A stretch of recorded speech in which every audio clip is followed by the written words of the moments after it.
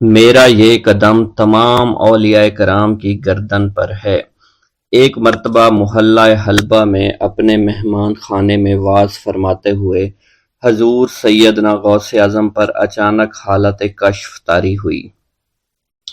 آپ رحمت اللہ علیہ نے فرمایا، میرا یہ قدم ہر ولی اللہ کی گردن پر ہے۔ یہ ارشاد سن کر تمام اولیاء اللہ نے اپنی گردنیں جھکا دیں۔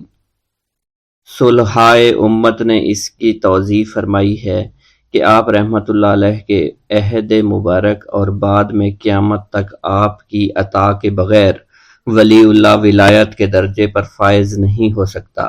سلطان الہند حضرت خواجہ معین الدین چشتی المعروف خواجہ غریب نواز اس وقت خراسان کے پہاڑوں پر مجاہدات میں مشغول تھے۔ انہوں نے بھی حضور سیدنا غوث اعظم کا ارشاد گرامی سن کر اپنی گردن جھکا دی اور یوں عرض گزار ہوئے، آپ کے قدمین شریفین میرے سر اور میرے آنکھوں پر ہیں۔ حضور سیدنا غوث اعظم فرماتے ہیں کہ میں 10 برس کی عمر میں اپنے شہر کے مکتب میں حصول علم کے لیے جایا کرتا تھا۔ اس وقت میرے ساتھ ملائکہ بھی ہوتے تھے جو میرے آگے پیچھے میری حفاظت کے لیے چلتے تھے۔ جب میں مدرسہ پہنچتا تو یہ منادی کرتے تھے، اللہ کے ولی کے لیے جگہ خالی کر دو۔ چنانچہ وہ میرے لیے جگہ خالی کر دیتے تھے۔ ایک مرتبہ میں نے ایک ایسے شخص کو دیکھا جس نے فرشتوں کی آواز سن کر کہا، جس میں کوئی مزاحمت نہ ہوگی، کہ یہ ایک نہایت معزز گھرانے کا فرد ہے اور عن قریب اس کو وہ عظمت حاصل ہوگی جس میں کوئی مزاحمت نہ ہوگی، اور اس کو ایسا قرب نصیب ہوگا کہ اس کو کوئی فریب نہ دے سکے گا۔ پھر 40 برس بعد میں نے اس شخص کو پہچانا۔ وہ شخص ابدالوں میں سے تھا۔ حضرت شیخ ابو سعود احمد بن بکر حریمی سے مروی ہے کہ حضور سیدنا غوث اعظم نے فرمایا کہ میں 55 سال تک تنہا عراق کے بیابانوں میں پھرتا رہا۔ میں لوگوں کو نہ جانتا، لوگ مجھے نہ جانتے۔ اسی دوران میرے پاس رجال الغیب اور جنات تشریف لاتے جنہیں میں طریقت اور اصول کی تعلیم دیتا تھا۔ ابتدا میں جب میں عراق میں داخل ہوا تو حضرت خضر میرے ہم سفر بنے، اور بعد میں اس وقت ان کو پہچانتا نہ تھا، اور اس کے ساتھ میرا معاہدہ ہوا کہ میں ان کے کسی حکم کی خلاف ورزی نہیں کروں گا۔ ایک مرتبہ انہوں نے مجھے ایک جگہ بیٹھنے کا حکم دیا اور میں اس جگہ 3 سال تک بیٹھا رہا۔ سال میں ایک مرتبہ حضرت خضر میرے پاس تشریف لاتے، فرماتے کہ یہی تیرا مقام ہے جہاں تجھے پہنچایا گیا ہے۔ اس عرصہ کے دوران تمام نفسانی خواہشات مجھ پر انسانی شکل میں وارد ہوئیں، لیکن اللہ عز و جل نے مجھے ہر موقع پر استقامت عطا فرمائی اور مجھے ان خرافات سے بچائے رکھا۔ ابتدا میں میرا نفس مجاہدہ کا کوئی طریقہ اختیار کرتا تو میں اس پر قائم ہو جاتا اور کسی چیز کو قبول نہ کرتا تھا۔ ایک طویل مدت تک اپنا گلا گھونٹتے ہوئے میں مدائن کے جنگلوں میں مجاہدات میں مشغول رہا۔ حضور سیدنا غوث اعظم فرماتے ہیں کہ میں نے اپنے نفس کو مختلف مجاہدوں، مختلف ریاضتوں اور مختلف مشقتوں میں ڈالے رکھا۔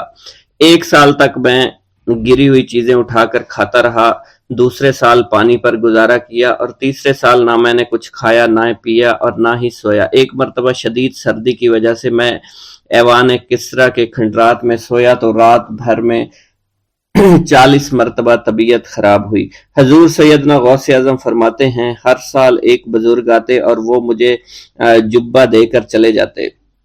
اسی طرح میں نے بے شمار طریقوں سے دنیا اور نفس سے چھٹکارا پانے کی کوشش کی۔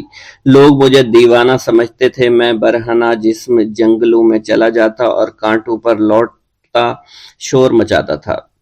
میرا تمام بدن سے خون جاری ہو جایا کرتا تھا اور لوگ مجھے اٹھا کر شفا خانے لے جایا کرتے، جہاں میری حالت مزید بگڑ جاتی۔ ایک وقت ایسا بھی آیا جب مجھ میں اور مردہ میں کوئی فرق نہ تھا۔ لوگ کفن لے کر آئے، غسال کو بلوایا کہ وہ مجھے غسل دے دیں۔ ابھی انہوں نے مجھے غسل دینے کے لیے تختہ پر ڈالا ہی تھا کہ میری حالت درست ہو گئی۔ میں اٹھ کھڑا ہوا۔ طریقت کی ان پرخطر راہوں میں نہ تو میں کبھی خوف زدہ ہوا اور نہ کبھی میرا نفس مجھ پر غلبہ پا سکا، اور نہ ہی دنیا کی آرائش مجھے حیران کر سکی۔ حضور سیدنا غوث اعظم فرماتے ہیں، شیطان نے میرے گرد بے شمار جال بچھائے۔ جب میں نے اس سے کہا کہ یہ کیا ہے تو اس نے کہا، یہ دنیاوی چیزیں ہیں اور میں ان جالوں سے تم جیسوں کو شکار کرتا ہوں۔ میں نے 1 سال تک شیطان کا مقابلہ کیا، اس کے بچھائے ہوئے تمام جالوں کو ختم کر دیا۔ اس کے بعد میرے سینے کو کھول دیا گیا اور مجھ پر بے شمار خلائق ظاہر ہوئے۔ حضور سیدنا غوث اعظم فرماتے ہیں میں نے دریافت کیا کہ یہ اللہ کیسے ہیں؟ جواب ملا کہ یہ خلق کے اسباب ہیں جو تم سے ملے ہوئے ہیں۔ میں سال بھر ان کی جانب متوجہ رہا یہاں تک کہ وہ مجھ سے جدا ہو گئے۔ جب مجھ پر میرا باطن ظاہر کیا گیا تو میں نے اپنے قلب کو بہت سے علائق سے ملوث پایا۔ میں نے دریافت کیا کہ یہ علائق کیا ہیں؟ جواب ملا یہ تمہارے ارادے، تمہارے اختیارات ہیں۔ چنانچہ 1 سال تک ان کی جانب متوجہ رہا کہ وہ مجھ سے دور ہو گئے۔ میرا قلب ان تمام غلاظتوں سے نجات پا گیا۔ پھر مجھ پر میرے نفس کو ظاہر کیا گیا، میں نے اس کا مشاہدہ کیا، مجھے معلوم ہوا اس کے ساتھ کچھ امراض اور بھی ہیں اور نفس کی خواہشات زندہ ہیں، نفس کا شیطان سرکش ہے۔ چنانچہ میں نے سال بھر پھر توجہ دلائی اور میرے نفس کے تمام امراض سرے سے ہی ختم ہو گئے اور اس کے شیطان نے کلمہ پڑھ لیا اور پھر میرے تمام امور اللہ کے لیے ہو گئے اور میں اپنی ہستی سے باہر نکل آیا۔ حضور سیدنا غوث اعظم فرماتے ہیں پھر میں توکل کے دروازے پر آیا تاکہ میرا مقصد پورا ہو، لیکن جب میں نے توکل کے دروازے پر پہنچا تو بے شمار لوگ موجود تھے۔ میں اس ہجوم کو چیرتا ہوا آگے بڑھا اور شکر کے دروازے پر پہنچ گیا، یہاں پر بھی لوگوں کا جمع غفیر موجود تھا، اس سے بھی چیرتا ہوا آگے بڑھا اور مشاہدہ کے دروازے پر پہنچ گیا اور یہاں پر موجود ہجوم کو چیرتا ہوا اندر داخل ہوا، حتیٰ کہ سب سے آخر میں مجھے فقر کے دروازے پر لایا گیا۔ فقر کا دروازہ خالی تھا۔ جب اس دروازہ میں داخل ہوا تو دیکھا جن جن چیزوں کو میں نے ترک کیا تھا وہ سب یہاں موجود تھیں۔ یہاں مجھے ایک بہت بڑے روحانی خزانے کی فتوحات سے نوازا گیا اور میرے لیے تمام دنیا کے خزانے کھول دیے گئے۔ مجھے روحانی عزت، دائمی فنا اور خالص آزادی عطا فرمائی گئی۔ میری تمام چیزیں جو میری ہستی اور میری صفات سب معدوم ہو گئیں اور میری ہستی کی جگہ کسی اور نے لے لی۔ حضرت شیخ ابو سعید مخزومی نے حضور سیدنا غوث اعظم کو خرقہ خلافت سے نوازا اور فرمایا اے عبد القادر، یہ وہ خرقہ ہے جو حضور نبی کریم صلی اللہ علیہ وسلم نے حضرت سیدنا علی المرتضیٰ کو عطا فرمایا، اور حضرت سیدنا علی المرتضیٰ نے یہ خرقہ حضرت خواجہ حسن بصری کو عطا فرمایا تھا، جس سے ہوتا ہوا یہ خرقہ مجھ تک پہنچا، اور یہ تمہاری امانت تھی جو میں نے تم تک آج پہنچا دی ہے۔ حضور سیدنا غوث اعظم نے جب خرقہ مبارک کو زیب تن کیا تو آپ پر بے شمار انوار و تجلیات کی بارش ہونا شروع ہو گئی۔ حضور سیدنا غوث اعظم نے حضرت شیخ ابو سعید مخزومی کے مدرسہ میں تدریسی فرائض سر انجام دینا شروع کر دیے۔ آپ کے لیے فی الحال تدریسی مصروفیات کے علاوہ کوئی کام نہ تھا۔ آپ کی شبانہ روز کی محنت سے آپ کے نام کا شعرہ کچھ ہی دنوں میں سارے بغداد میں پھیل گیا۔ طلبہ دور دراز کے علاقوں سے علم کے حصول کے لیے آنے لگے۔ طلبہ کی تعداد جب مزید بڑھنا شروع ہو گئی تو ارد گرد کے کئی مکانات کو خرید کر مدرسہ میں داخل کر لیا گیا۔ کتب سیر میں منقول ہے کہ 528 ہجری میں آپ مدرسہ نظامیہ کی وسیع عمارت تعمیر فرما چکے تھے۔ اس مدرسہ کی تعمیر میں آپ نے بحیثیت مزدور بھی حصہ لیا تھا۔ حضرت شیخ ابو الخشاب سے مروی ہے کہ میں جوانی میں جب علم نحو پڑھ رہا تھا تو لوگوں نے مجھے حضور سیدنا غوث اعظم کے پاس جانے کا مشورہ دیا، اور اس کی وجہ سے مجھے بھی اشتیاق ہوا کہ میں آپ کا واز سنوں۔ ایک مرتبہ کچھ لوگوں کے ہمراہ آپ کی مجلس میں دوستوں کے ہمراہ حاضر ہوا۔ آپ نے میری جانب توجہ کرتے ہوئے فرمایا ہماری صحبت اختیار کر لو۔ چنانچہ میں نے آپ کے فرمان کے مطابق آپ کی صحبت کو اختیار کر لیا۔ آپ نے مجھے علم نحو کے علاوہ علوم عقلیہ اور تقلد حاصل کیے جس سے مجھے کوئی واقفیت پہلے نہیں تھی۔ 1 سال کے عرصہ میں آپ کی نظر کرم سے میں نے وہ علوم حاصل کر لیے جو گزشتہ اتنی عمر گزارنے کے باوجود بھی مجھے حاصل نہیں ہوئے تھے۔ منقول ہے حضرت شیخ بقا بن بطو، شیخ علی بن ہیتی اور شیخ کیلوی جب حضور سیدنا غوث اعظم کے مدرسہ میں آتے تو جھاڑو دیا کرتے تھے اور چھڑکاؤ کرتے تھے، لیکن آپ کی اجازت کے بغیر کبھی اندر داخل نہ ہوتے تھے۔ اجازت ملنے کے بعد آپ حضرات اندر داخل ہوتے اور اجازت ملنے پر ہی بیٹھتے تھے۔ آپ سے امان طلب کرتے اور امان مل جانے کے بعد مؤدب ہو کر بیٹھ جاتے۔ جس وقت آپ کہیں جانے کا ارادہ کرتے تو یہ حضرات سواری کے ہمراہ چلتے۔ آپ انہیں اس فعل سے منع فرمایا کرتے تھے اور کہتے تھے کہ ہمیں آپ کے ذریعے قرب الہی حاصل ہوا ہے۔ حضرت شیخ محمد قائل الادنیٰ سے مروی ہے کہ ایک مرتبہ حضور سیدنا غوث اعظم سے دریافت کیا گیا کہ آپ کی بزرگی اور عظمت کا راز کیا ہے؟ آپ نے فرمایا کہ میں کبھی جھوٹ نہیں بولتا اور کبھی کسی سے کذب بیانی نہیں کرتا۔ بسم اللہ الرحمن الرحیم۔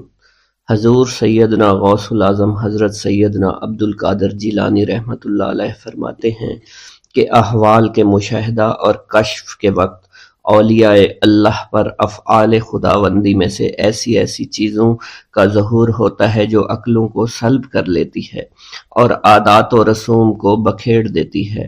حضور سیدنا غوث اعظم فرماتے ہیں کہ افعال خداوندی دو اقسام میں منقسم ہیں، نمبر ایک جلال، نمبر دو جمال۔ اللہ رب العزت اولیاء اللہ کے قلوب پر اپنی دونوں صفات کے ساتھ تجلی فرماتا ہے۔ جلال اس کا قہر ہے اور جمال اس کی رحمت ہے۔ مشاہدہ اور کشف کے بعد اولیاء اللہ دور سے دیکھتے اور سنتے ہیں، انبیاء کرام کی ارواح کی زیارت نصیب ہوتی ہے، ملائکہ اور انبیاء سے کلام کی سعادت حاصل ہوتی ہے، اور یہ سب امور عقل اور عادات و رسوم کے خلاف ہیں۔ جس وقت اللہ کی تجلی قلوب پر ظاہر ہوتی ہے تو اس وقت قلوب میں سرور طاری ہو جاتا ہے۔ اللہ عز و جل ان کے ساتھ بہترین کلام فرماتا ہے، ان کو مختلف انواع و منازل کی بشارت دیتا ہے، اور انہیں وہ منازل نصیب ہوتی ہیں کیونکہ ابتدا سے ہی قلم نے ان چیزوں کو ان کے حق میں لکھ دیا ہے۔ اولیاء اللہ کے لیے عظمت اور جلال خوف کر دینے والا ڈر ہے اور قلب پر ایسا غلبہ لاتا ہے جس کا اثر بدن کے اعضاء پر بھی ظاہر ہوتا ہے۔ حضور نبی کریم صلی اللہ علیہ وسلم سے مروی ہے، خوف شدید کے باعث نماز کے دوران میں آپ کے سینہ مبارک سے ہانڈی کے ابلنے جیسی آواز سنی جاتی تھی، کیونکہ نماز میں آپ کو اللہ عز و جل کا جلال نظر آتا تھا اور آپ پر عظمت الہیہ کا انکشاف ہوتا تھا۔ اللہ عز و جل کے مشاہدہ کے وقت اولیاء اللہ کو جو بشارتیں ہوتی ہیں وہ حقیقت میں ان پر فضل طاری ہوتا ہے اور فضل خداوندی کا ظہور ہو رہا ہوتا ہے۔ جب تک سالک اپنی ہستی میں فانی نہیں ہوتا، ذات حق کے ساتھ باقی نہیں ہو سکتا۔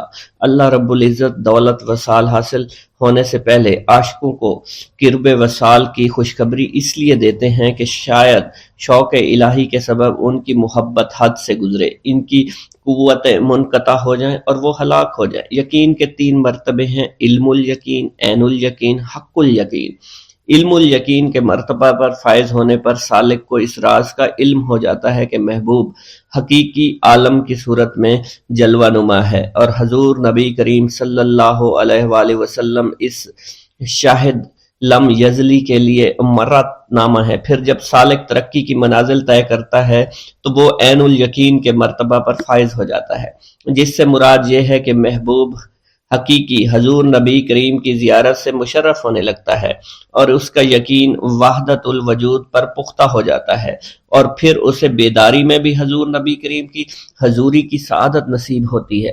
پھر سالک عین الیقین کی منازل طے کر کے حق الیقین کی منازل پر فائز ہوتا ہے اور اس کے قلب پر حقیقت محمد صلی اللہ علیہ وسلم کا ظہور ہوتا ہے۔ حضور سیدنا غوث اعظم حضرت سیدنا عبد القادر جیلانی رحمۃ اللہ علیہ فرماتے ہیں، اے سالک، تیرا حقیقی مقصد صرف اللہ ہے، یعنی تو اس جہان فانی میں صرف معرفت الہی کا شکار کھیلنے کے لیے آیا ہے، کیونکہ ارشاد باری تعالیٰ ہے پس اللہ کی طرف دوڑو۔ سالک کے لیے اس کا مقصود نہ آخرت ہے نہ دنیا، بلکہ اس کا مقصود صرف اور صرف اللہ عز و جل ہے اور نفس ہے، یعنی سالک اور اللہ کے درمیان حجاب نفس ہے۔ نفس سے مراد نفسانی خواہش ہیں، اور جب انسان اللہ عز و جل اور حضور نبی کریم کی اطاعت چھوڑ کر دنیاوی لذات شہوات میں مشغول ہو جاتا ہے تو اللہ عز و جل اس سے دور ہو جاتے ہیں۔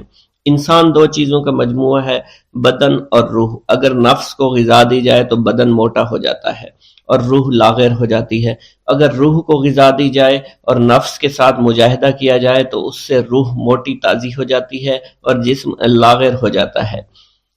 ارشاد باری تعالیٰ ہے، میں نے جن و انس کو اپنی عبادت کے لیے پیدا کیا ہے تاکہ وہ مجھے پہچانے۔ نفس اللہ کی ضد ہے اور اس کا دشمن ہے، یعنی وہ شخص جو اپنی نفسانی خواہش کی پیروی کرتا ہے وہ اللہ کے حکم کی عدولی کر رہا ہوتا ہے۔ ایک مرتبہ دریائے دجلہ میں سیلاب آ گیا۔ دریا کی طغیانی کی شدت کی وجہ سے لوگ پریشان حالت میں حضور سیدنا غوث اعظم شیخ سید عبد القادر جیلانی رحمۃ اللہ علیہ کی خدمت میں حاضر ہوئے۔ آپ نے اپنا عصائے مبارک پکڑا ہوا تھا اور دریائے دجلہ کے کنارے پہنچ کر عصائے مبارک کو زمین میں گاڑ دیا اور فرمایا، اے دریا بس رک جا۔ آپ کا فرمانا تھا کہ دریا کی طغیانی کم ہو گئی۔ حضرت شیخ عبد الجبائی سے منقول ہے، میری ملاقات ہمدان میں ایک شخص طریف سے ہوئی۔ یہ شخص دمشق کا رہائشی تھا۔ اس نے مجھے بتایا دوران سفر میری ملاقات بشر المفرزی سے ہوئی جو 14 اونٹوں پر شکر لادے ہوئے تھے۔ انہوں نے مجھے بتایا کہ دوران سفر میرا گزر ایک جنگل سے ہوا۔ رات کا وقت تھا، میرے پاس 4 اونٹ اس جنگل میں گم ہو گئے۔ میں نے ان کو بہت تلاش کیا لیکن کامیاب نہ ہوا، یہاں تک کہ صبح ہو گئی۔ میں نے پریشانی کے عالم میں حضور سیدنا غوث الاعظم حضرت سیدنا عبد القادر جیلانی کو پکارا، کیونکہ آپ نے دوران واز ایک مرتبہ فرمایا تھا کہ جب بھی کوئی مشکل درپیش ہو تو مجھے پکارو۔ چنانچہ میں آپ کو پکارنے لگا۔ اس دوران مجھے ایک ٹیلے پر ایک شخص دکھائی دیا جس نے سفید لباس زیب تن کر رکھا تھا۔ اس شخص نے مجھے ہاتھ سے ایک جانب اشارہ کیا۔ جب میں ٹیلے کے نزدیک پہنچا تو وہ شخص غائب ہو چکا تھا۔ جب میں نے اس شخص کی بتائی ہوئی سمت میں نظر دوڑائی تو مجھے اپنے 4 اونٹ ماں سامان کے نظر آ گئے جنہیں میں ہانک کر لے آیا۔ گرا ہے بلاؤں میں بندہ تمہارا، مدد کے لیے آؤ یا غوث اعظم۔ مریدوں کو خطرہ نہیں بحر غم سے کہ بیڑے کے ہیں ناخدا غوث اعظم۔ حضور سیدنا غوث اعظم شیخ عبد القادر جیلانی کی ایک عورت مرید تھی جس پر ایک فاسق بدبخت عاشق ہو گیا۔ ایک دن وہ عورت رفع حاجت کے لیے نزدیک پہاڑ کے غار میں گئی تو اس فاسق بدبخت کو خبر ہو گئی۔ اس بدبخت نے غار میں جا کر عورت کو پکڑ لیا اور عزت لوٹنے کی کوشش کرنے لگا۔ اس عورت نے بآواز بلند شیخ عبد القادر جیلانی کو مدد کے لیے پکارا۔ آپ اس وقت مدرسہ میں وضو فرما رہے تھے۔ آپ نے اپنی کھڑاؤں کو اس غار کی سمت میں پھینکا۔ وہ کھڑائیں اس فاسق کے سر پر لگنا شروع ہو گئیں جس سے وہ بدبخت ہلاک ہو گیا۔ وہ عورت آپ کی کھڑائیں لے کر آپ کی خدمت میں حاضر ہوئی اور حاضرین محفل کے سامنے سارا ماجرا بیان کر دیا۔ ایک گاؤں کے بارے میں کہا جاتا تھا کہ جہاں قدرت کی بے پناہ نعمتیں تھیں، اللہ پاک نے وہاں کے لوگوں کو مالا مال کیا ہوا تھا۔ ایسی نعمتیں کہ جن نعمتوں کو دیکھ کر انسان اکثر مغرور ہو جایا کرتے ہیں، مگر وہاں پر کچھ مسلمان تھے اور سب سے بڑی اور بری بات یہ تھی کہ وہاں کے تمام لوگ کافر تھے۔ وہ کفار اپنی دولت پر بہت فخر کیا کرتے تھے کیونکہ ان میں ہر ایک انسان بہت دولت مند تھا۔ ہر ایک کے پاس بے بہا پیسے تھے، کسی کو پیسوں کی کمی نہیں تھی۔ وہاں کے سردار کی ایک اکلوتی بیٹی تھی جس کو سردار بے پناہ پیار کرتا تھا۔ اس سردار کی بیٹی بے پناہ مغرور، ظالم، گھمنڈی تھی۔ وہاں پر غریب لوگ صرف مسلمان ہی تھے، تمام کافر ایک دوسرے کی مدد کیا کرتے تھے، لیکن مسلمانوں کی مدد کرنے والا وہاں پر کوئی نہ تھا۔ وہاں پر انہیں کوئی دیکھنے والا نہ تھا۔ سردار کی بیٹی کو کالے جادو میں خوب مہارت حاصل تھی اور وہ جادو کی وجہ سے وہاں پر رہنے والے غریبوں پر بہت ظلم کیا کرتی تھی۔ تمام مسلمان اس سے بے حد پریشان تھے اور وہ لوگوں کو غلام بناتی اور مزدور بناتی تھی۔ اگر ان میں کوئی اس کی بات نہ مانتا تو اس کو قیدی بنا کر اپنے اشاروں پر نچایا کرتی تھی۔ اس بستی میں چونکہ اکا دکا مسلمان تھے جن کا کوئی پرسان حال نہیں تھا، کوئی بھی ان کو بچانے والا نہیں تھا۔ جب وہ سردار کی بیٹی کے ظلم حد سے بڑھ گئے تو مسلمانوں میں سے ایک بوڑھے شخص نے اللہ کے حضور گڑ گڑا کر دعائیں کی، اے اللہ ہمارے چند نسلیں جو یہاں پر بچی ہوئی ہیں ان نسلوں کو تو بچا لے۔ یہ سردار کی بیٹی جس نے ہمارا جینا دشوار کر رکھا ہے، یہاں کوئی بھی انسان ہمارا حال نہیں پوچھتا اور نہ ہی ہمارے پاس مال و دولت ہے اور نہ ہی ہمارے پاس جسمانی طاقت بچی ہے۔ یا اللہ ہمارے لیے کوئی ایسا بندہ بھیج جو نہ صرف طاقتور ہو بلکہ اس جادوگرنی یعنی سردار کی بیٹی کو بھی ہرا سکے۔ اللہ رب العزت نے اس بوڑھے کی دعا کو قبول فرمایا اور یوں اس جگہ پر ایک اللہ والے کو بھیج دیا، اور وہ اللہ والے ایسے ہی بستی میں داخل نہیں ہوئے بلکہ ایک دن کچھ عجیب واقعہ ہوا۔ ان کافروں کا سردار جنگل میں سیر سپاٹے کرتے ہوئے نکلا تھا، بڑی شان سے چلتا ہوا وہ سفر کر رہا تھا۔ اچانک ایک زہریلا سانپ اس کے سامنے آیا۔ اس زہریلے سانپ نے بادشاہ کو ڈس لیا اور وہ بے ہوش ہو کر زمین پر گر پڑا اور تڑپنے لگا۔ اس کے جو ساتھی تھے انہوں نے جب اپنے سردار کو یوں تڑپتا ہوا دیکھا اور سردار کی غیر حالت دیکھی تو کہ جسے ایک زہریلے سانپ نے کاٹ لیا ہے، تو وہ فوراً اسے اٹھا کر گھر لے آئے تاکہ اسے بچانے کے لیے کچھ کیا جا سکے۔ اس لڑکی نے اپنے باپ کی جب یہ حالت دیکھی تو اپنے آس پاس کے بڑے بڑے حکیموں کو بلایا، لیکن عجیب بات یہ تھی کہ لاکھ کوشش کے باوجود زہر نکالنے میں سارے ناکام ہو رہے تھے اور زہر تیزی کے ساتھ اس کے جسم میں پھیلتا چلا جا رہا تھا۔ لیکن اسی وقت وہاں ایک درویش کی آمد ہوئی، ایک اللہ والے آئے، ان اللہ پاک نے اس مقصد کے تحت وہاں بھیجا تھا۔ اس اللہ کے ولی نے سردار کے گھر پر پہنچ کر دروازے کو کھٹکھٹایا۔ نوکروں نے پوچھا کون ہو، کس سے ملنا ہے؟ اس نے کہا میں نے سنا ہے کہ یہاں کے سردار کو سانپ نے ڈس لیا ہے۔ نوکر کہنے لگے کہ تمہیں کیسے پتا چلا کہ یہاں کے سردار کو سانپ نے ڈس لیا ہے؟ تم تو ہمیں اجنبی لگتے ہو، ہم نے تمہیں آج تک یہاں نہیں دیکھا ہے۔ اس نے کہا میں مسافر ہوں اور مجھے خبر ملی ہے کہ یہاں کے سردار کو ایک زہریلے سانپ نے ڈس لیا ہے اور کوئی بھی اس کا علاج نہیں کر پا رہا۔ نوکروں نے کہا تم کون ہو؟ اللہ والے نے کہا میں حکیم ہوں اور میں ان کے علاج کی غرض سے یہاں آیا ہوں۔ وہ نوکر اللہ والے کی حالت دیکھ کر ہنسنے لگے، کیونکہ آپ نے پھٹے پرانے کپڑے پہن رکھے تھے اور دیکھنے سے بہت غریب معلوم ہوتے تھے۔ وہ نوکر کہنے لگے کہ اتنے بڑے سردار کا علاج کرو گے؟ ارے یہاں تو اس کے پاس بڑے بڑے حکیم بلائے گئے ہیں، ہمارے سردار کے پاس پیسوں کی کوئی کمی نہیں ہے، اور وہ تم جیسے غریب سے بھلا کیوں علاج کروائیں گے؟ درویش نے کہا اگر تم چاہتے ہو تمہارے سردار کی جان بچ جائے پھر مجھے اندر جانے دو۔ غلام کہنے لگا ٹھیک ہے، ہم اندر جا کر اجازت لے کر آتے ہیں۔ نوکر اندر گئے، سردار کی بیٹی سے کہا ایک غریب آیا ہے، کپڑوں سے فقیر معلوم ہوتا ہے، لیکن کہتا ہے میں سردار کا علاج کر سکتا ہوں اور میں سردار کا علاج کروں گا۔ جو زہر تیزی کے ساتھ جسم میں پھیل رہا ہے میں اس کو باہر نکال پھینک کروں گا۔ اس کی بیٹی کہنے لگی ٹھیک ہے بلا لو۔ جب وہ اللہ والے اس کے گھر کے اندر گئے تو دیکھا سردار تڑپ رہا تھا، ٹانگ کو بار بار بستر پر پٹخ رہا تھا۔ اللہ والے نے اس کے پیر کی طرف دیکھا جہاں سانپ نے اس کو کاٹا تھا، اسی جگہ اللہ والے نے تھوک دیا، فوراً وہاں سے بھاگ گئے۔ اس کے سارے سپاہی اس کی بیٹی دیکھ کر حیران رہ گئے کہ یہ بھلا کون سا دیوانہ ہے، کمرے میں آیا، علاج کی بجائے اسی جگہ پر تھوک دیا جہاں صرف کاٹا تھا، اور بھاگ بھی گیا، اس کو کوئی گرفتار نہیں کر سکا۔ سردار کی بیٹی غصے میں ٹل ملا اٹھی کہ اس نے جو گستاخی کی ہے اس کی کوئی بات نہیں، تھوک کو میں صاف کروا دوں گی، مگر اس کو تو میں ابھی گرفتار کرواتی ہوں۔ اور اس نے اپنے سردار کے ایک نوکر سے کہا کہ اس تھوک کو صاف کرو۔ اس نوکر نے تھوک کو صاف کرنے کی بجائے اس کو اچھی طرح سے ٹانگ پر مل دیا۔ لڑکی نے کہا کیا کر رہے ہو؟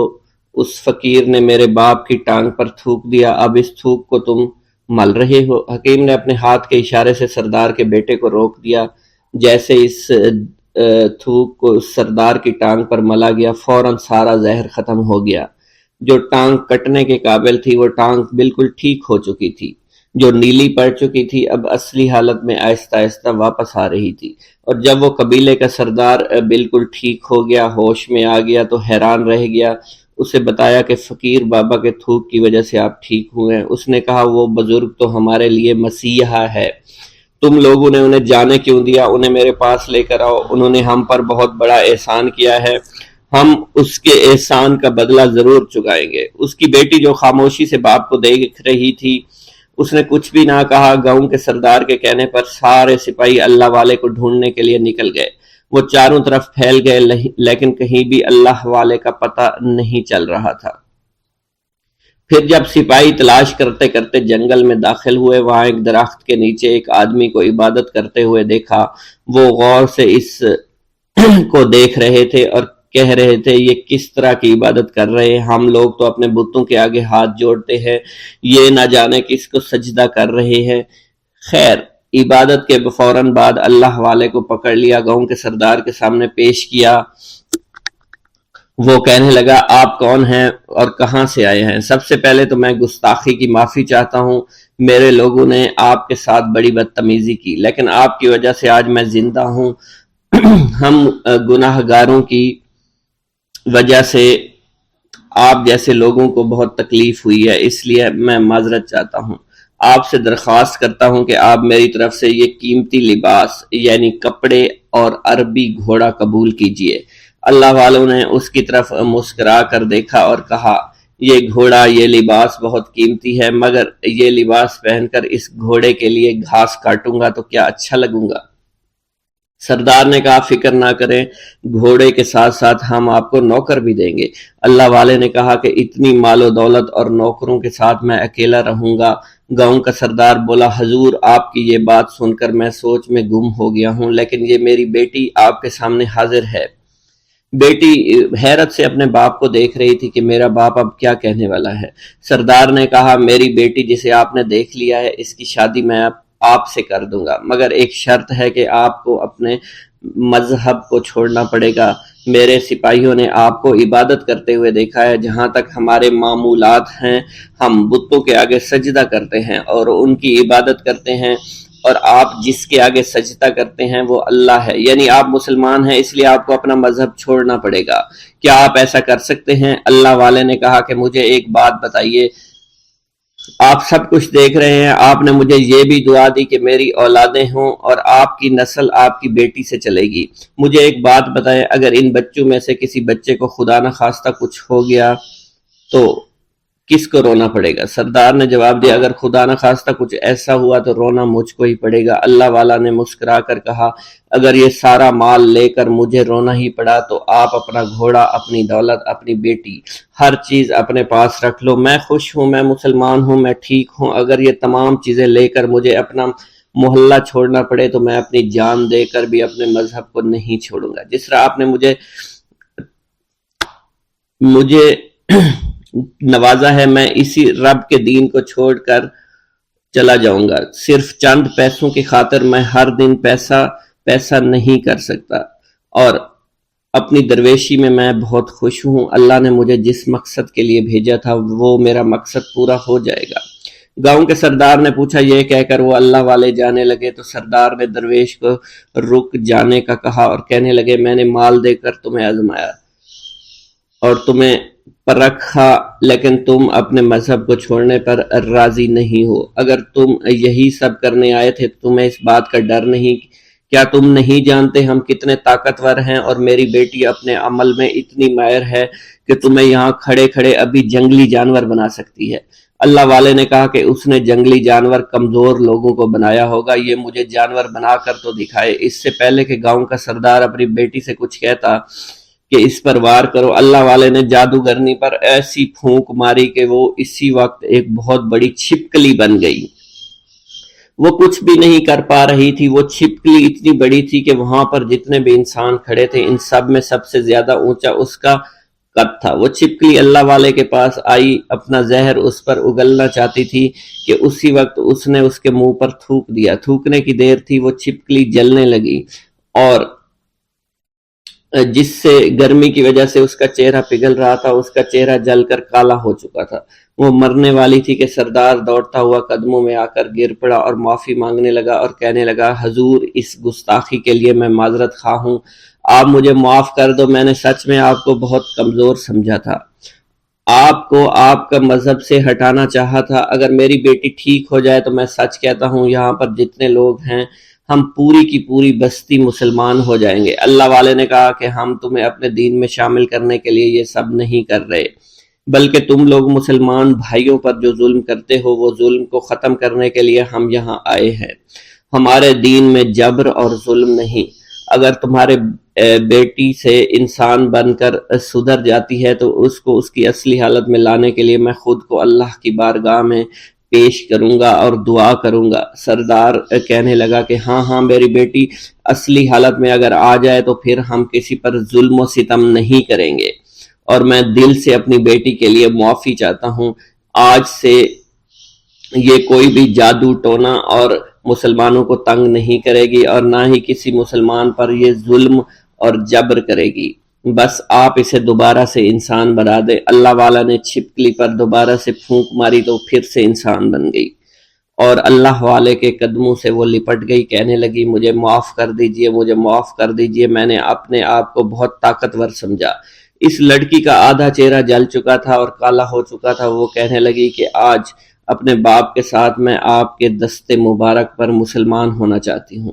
میں وعدہ کرتی ہوں کہ آج سے اس بستی پر کوئی بھی کافر کسی مسلمان کے ساتھ بدتمیزی نہیں کرے گا، زیادتی نہیں کرے گا، ظلم اور جبر نہیں کرے گا، بلکہ ہم سب یہاں مل جل کر رہیں گے اور بھائی چارے کے ساتھ رہیں گے۔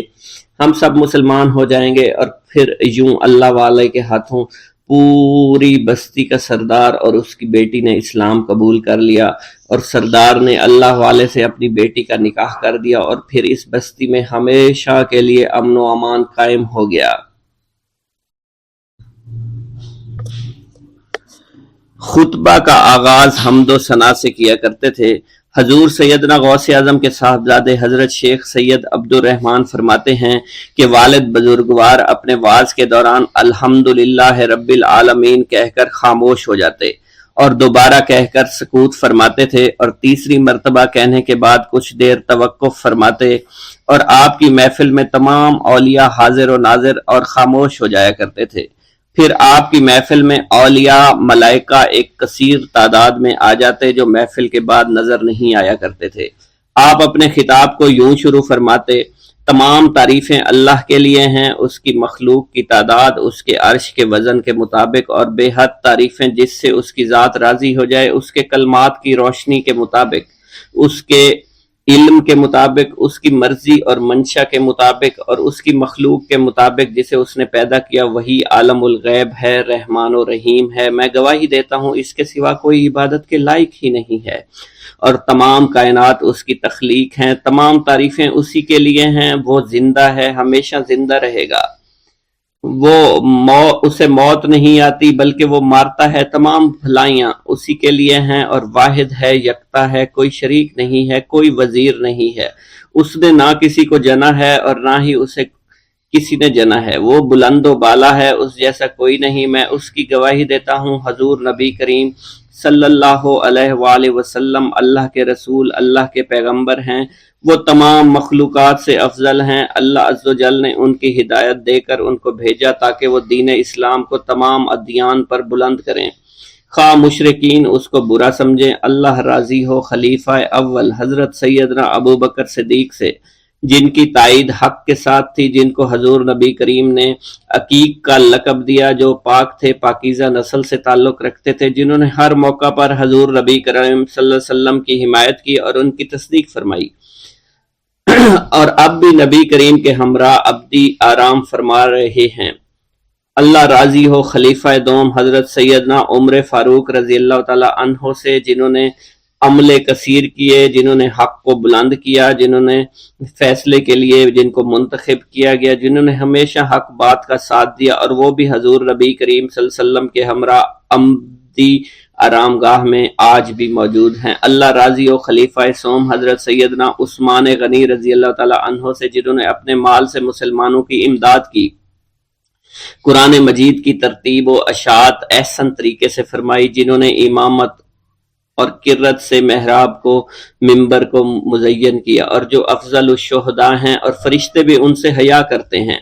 اللہ راضی ہو خلیفہ چہارم حضرت سیدنا علی المرتضیٰ سے، جو شجاعت و جواں مردی میں بے مثل ہیں، حضور نبی کریم صلی اللہ علیہ وسلم کے چچا زاد بھائی اور داماد ہیں۔ آپ دین اسلام کے امام و عالم ہیں، اور جن کے لیے حضور نبی کریم صلی اللہ علیہ وسلم نے فرمایا کہ میں تم پر فدا ہو جاؤں۔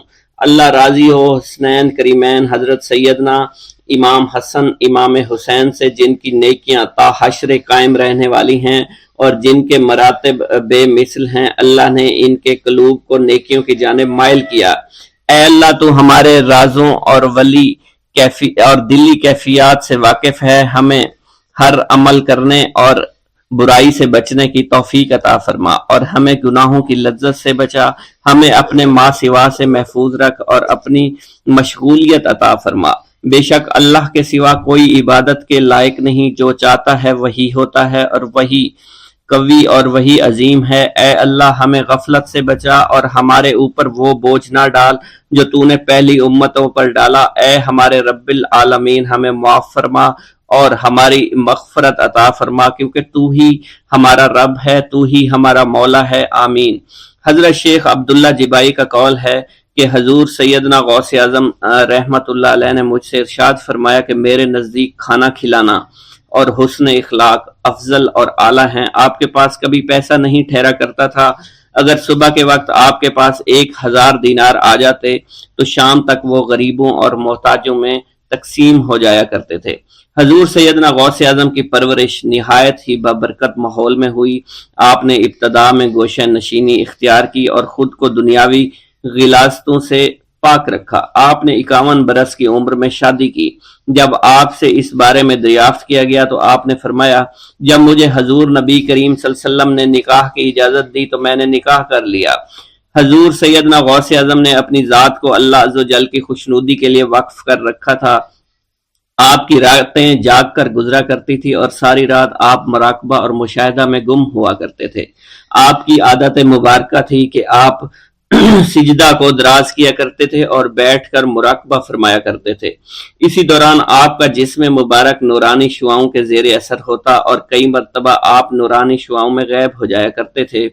حضرت شیخ ابو عبداللہ بن حسنین بن ابی الفضل فرماتے ہیں کہ حضور سیدنا غوث اعظم کے بعض دہقانی مریدین ہر سال آپ کے لیے گیہوں بوتے تھے اور جائز طریقہ سے اسے پالتے تھے۔ پھر آپ کے بعض مریدین اسے پیستے اور آپ کے لیے ہر روز 4-5 روٹیاں پکاتے اور شام کو آپ کے پاس روٹیاں لے کر آیا کرتے تھے۔ آپ حاضرین میں ایک ایک ٹکڑا تقسیم کر دیتے اور جو بچ جاتا وہ اپنے لیے رکھ لیا کرتے تھے۔ حضرت شیخ خضر حسنی سے منقول ہے، حضور سیدنا غوث اعظم ایک شکستہ دل فقیر کو دیکھا۔ آپ نے اس سے اس کی کیفیت کے متعلق دریافت کیا تو اس نے کہا کہ میں آج دریا کے کنارے گیا اور ملاح سے کہا مجھے دریا کے پار لے جائے۔ اس نے انکار کر دیا۔ میں اپنے اس افلاس کے سبب پریشان اور شکستہ دل ہوں۔ ابھی اس فقیر کا کلام جاری تھا کہ ایک شخص آپ کی خدمت میں حاضر ہوا اور 30 دینار آپ کی خدمت میں پیش کیے۔ آپ نے وہ دینار اس فقیر کو دے دیے اور فرمایا کہ اس ملاح سے کہنا کہ کسی فقیر کا سوال رد نہ کیا کرے۔ حضرت شیخ معمر ابو المظفر فرماتے ہیں، میں نے حضور سیدنا غوث اعظم سے زیادہ کسی کو درگزر فرمانے والا آج تک نہیں دیکھا۔ آپ کی عطا کا یہ علم تھا، ایک محفل میں 400 لوگوں کو ولایت کے مقام اعلیٰ تک پہنچا دیا کرتے تھے۔ بھوکوں کو کھانا کھلانا، بیواؤں کی حاجت روائی کرنا آپ کا معمول تھا۔ جب کسی بیمار کے متعلق سنتے تو فوراً اس کی عیادت کے لیے تشریف لے جایا کرتے تھے۔ فقراء کو آپ رحمت اللہ علیہ کے در سے بغیر سوال کیے عطا ہو جایا کرتا تھا۔ حضور سیدنا غوث اعظم نے فرمایا کہ مخلوق سے کنارہ کشی سے پہلے علم حاصل کرو، کیونکہ جو شخص علم کے بغیر عبادت کرتا ہے وہ اصلاح سے زیادہ فساد میں مبتلا ہو جاتا ہے۔ تمہیں چاہیے کہ شمع شریعت اپنے ہمراہ لے کر علم کی روشنی میں علم عمل کرو، پھر اللہ تعالیٰ تمہیں علم لدنی کا وارث بنا دے گا جس سے تم ناواقف ہو۔ تمہیں چاہیے کہ تمام اسباب و ذرائع سے تعلق منقطع کر کے رشتہ داروں اور احباب سے جدائی اختیار کرو، تاکہ تم اپنے زہد کی وجہ سے اپنی قوت باطنی اور اپنے حسن ادب کا مشاہدہ کر سکو۔ خدا کے علاوہ تمام عالم و اسباب سے اس خوف سے منقطع ہو جاؤ تاکہ تمہاری شمع معرفت نہ بجھ جائے، اور جب تم 40 دن اپنے رب کے لیے مخصوص کر دو گے تو تمہارے قلب سے حکمت کے چشمے جاری ہو جائیں گے اور تم معرفت الہی کی تپش کا مشاہدہ کرنے لگے گے، جس کو حضرت موسیٰ علیہ السلام نے اپنے شجر قلب پر محسوس کیا تھا۔ اس کیفیت کے بعد تم اپنے نفس و خواہش، اپنے شیطان سے، اپنی طبیعت اور اپنے وجود سے کہو گے کہ ٹھہر جا، میں نے اس آگ کا مشاہدہ کر لیا ہے جو قلب موسیٰ علیہ السلام پر روشن ہوئی تھی۔ اس کے بعد تمہارے قلب میں باطن سے یہ آواز آنے لگے گی کہ میں ہی تمہارا رب ہوں، میری ہی عبادت کرو، میرے غیر کی اطاعت سے گریزاں ہو جاؤ، میرے سوا کسی سے تعلق مت رکھو، میری معرفت حاصل کر کے میرے غیر کو فراموش کرو، غیر سے اعراض کر کے میرے علم، میرے قرب، میرے ملک اور میری سلطنت کی جانب متوجہ رہو۔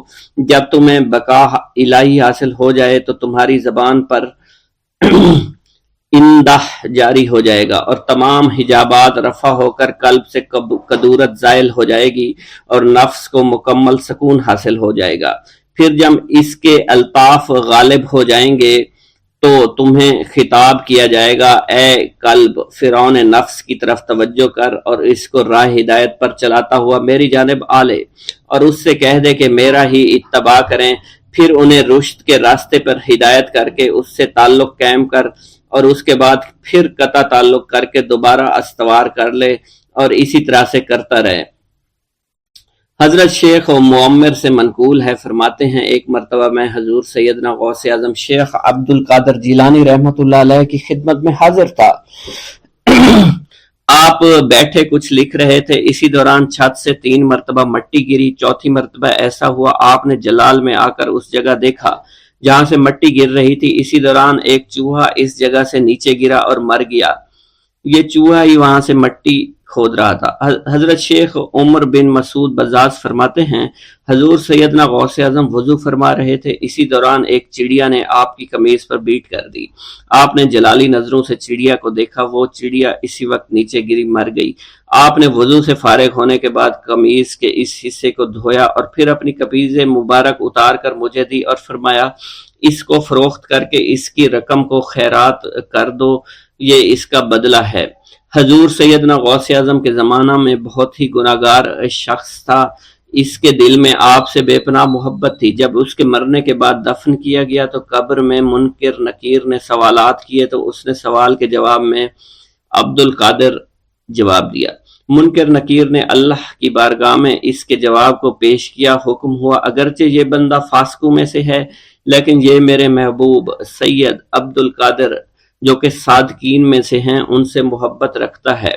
بغداد کے محلہ باب العز کے قبرستان میں سے ایک قبر سے مردہ کے چیخنے کی آواز آنے لگی۔ لوگوں نے حضور سیدنا غوث اعظم کی خدمت میں عرض ہو کر عرض کیا، آپ نے دریافت کیا کیا صاحب قبر نے مجھ سے خرقہ پہنا؟ لوگوں نے عرض کیا ہمیں اس کا علم نہیں۔ آپ نے دریافت کیا کیا یہ میری محفل میں کبھی شریک ہوا؟ ہمیں اس کا علم نہیں۔ آپ نے پھر دریافت کیا کیا کبھی میرے پیچھے نماز پڑھی؟ نہیں معلوم۔ آپ نے مراقبہ فرمایا اور آپ کے چہرہ مبارک پر جلالیت کے آثار نمودار ہو گئے۔ بعد ازاں آپ نے چہرہ مبارک پر وقار ظاہر ہوا اور آپ نے فرمایا کہ اس شخص نے میری زیارت کی، مجھ سے حسن ظن رکھا، اسی وجہ سے اللہ نے اس پر رحم فرما دیا ہے، چنانچہ اس کے بعد کبھی قبر سے آواز نہیں آئی۔ منقول ہے حضرت شیخ ابو الحسن علی بن وہب ازجی بیمار ہو گئے، حضور سیدنا غوث اعظم عیادت کے لیے تشریف لائے تو آپ نے وہاں ایک قمری اور ایک کبوتری کو دیکھا۔ حضرت شیخ ابو الحسن نے آپ سے عرض کی کہ یہ کبوتری 6 ماہ سے انڈے نہیں دے رہی اور قمری 9 مہینے سے بول نہیں رہی۔ آپ نے کبوتری سے فرمایا تو اپنے مالک کو فائدہ پہنچا اور قمری سے فرمایا تو اپنے خالق کی تسبیح کر۔ چنانچہ قمری نے اسی وقت کوکو کرنا شروع کر دیا، یہاں تک کہ بغداد کے لوگ اس کی آواز سننے کے لیے جوق در جوق جمع ہونا شروع ہو گئے اور کبوتری نے بھی انڈے دے دیے اور ان سے بچے نکلے۔ بسم اللہ الرحمن الرحیم۔ السلام علیکم۔ حضور سیدنا غوث اعظم فرماتے ہیں میں 10 برس کی عمر میں اپنے شہر کے مکتب میں حصول علم کے لیے جایا کرتا تھا۔ اس وقت میرے ساتھ ملائکہ بھی ہوتے تھے جو میرے آگے پیچھے میری حفاظت کی غرض سے چلتے تھے۔ جب میں مدرسہ پہنچتا تھا تو وہ بار بار منادی کرتے تھے اللہ کے ولی کے لیے جگہ خالی کر دو، چنانچہ وہ میرے لیے جگہ خالی کر دیتے تھے۔ ایک مرتبہ میں نے ایک ایسے شخص کو دیکھا جس نے فرشتوں کی آواز سن کر کہا کہ یہ نہایت معزز گھرانے کا فرد ہے اور ان قریب اس کو وہ عظمت اور بزرگی حاصل ہوگی جس میں کوئی مزاحمت نہ ہوگی، اس کو ایسا قرب نصیب ہوگا کہ اس کو کوئی فریب نہ دے سکے گا۔ پھر 40 برس بعد میں نے اس شخص کو پہچانا، وہ شخص ابدالوں میں سے تھا۔ حضرت شیخ ابو سعود احمد بن ابی بکر سے مروی ہے، حضور سیدنا غوث اعظم نے فرمایا، میں 25 سال تک تنہا عراق کے بیابانوں میں پھرتا رہا۔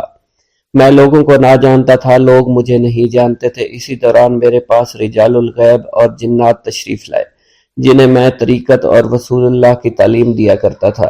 ابتدا میں جب میں عراق میں داخل ہوا تو حضرت خضر میرے ہم سفر تھے اور میں انہیں اس وقت سے پہچانتا نہیں تھا۔ ان کے ساتھ میرا معاہدہ ہوا کہ میں ان کے کسی حکم کی خلاف ورزی نہیں کروں گا۔ ایک مرتبہ انہوں نے مجھے ایک جگہ بیٹھنے کا حکم دیا، میں اسی جگہ 3 سال بیٹھا رہا۔ سال میں ایک مرتبہ حضرت خضر میرے پاس تشریف لاتے اور فرماتے، یہی تیرا مقام ہے جہاں تجھے پہنچایا گیا ہے۔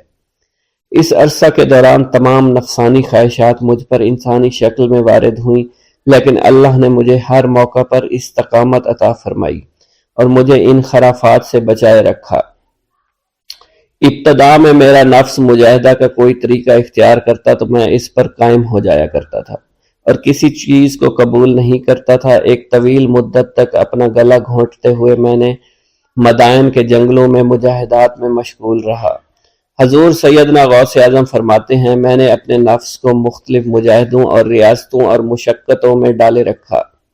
1 سال تک میں گری ہوئی چیزیں اٹھا کر کھاتا رہا، اسی دوسرے سال میں صرف پانی پر گزارا کرتا رہا اور تیسرے سال میں نے کچھ نہ کھایا اور نہ پیا نہ ہی سویا۔ ایک مرتبہ شدید سردی کی وجہ سے میں ایوان کسریٰ کے کھنڈرات میں سویا تو رات بھر میں 40 مرتبہ احتلام ہوا۔ میں نے ہر مرتبہ دریائے دجلہ پر جا کر غسل فرمایا، پھر نیند کے خوف سے محل کے اوپر ایک ویران جگہ پر چڑھ گیا اور وہاں 2 سال تک قیام کیا، حتیٰ کہ سردی کے سوا کوئی شے کھانے کو میسر نہیں تھی۔